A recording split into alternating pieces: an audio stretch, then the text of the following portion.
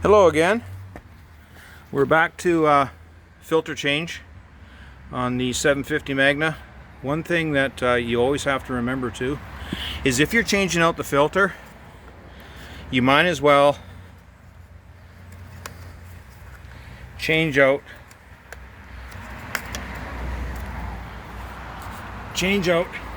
your carburetor intake filter. Because look at that. That's not protecting anything that's going in, like this being sucked in, right? So it almost looks like this, and my wife mentioned this to me. It looks like a makeup pad. So if your wife doesn't mind you taking some of her makeup pads or a makeup pad and cutting that out, or you can just go buy it for $3 at the Honda dealer. Either or, it'll work. Just make sure when you're changing your main filter, your main air filter, this thing usually has to be changed too. A lot of times it's overlooked even by the dealers. They get paid by the hour or whatever. They want to get it in and out as fast as they can. I mean, not all dealers are like that, but some are. But anyways, yeah, be sure that you change that out too. Thanks.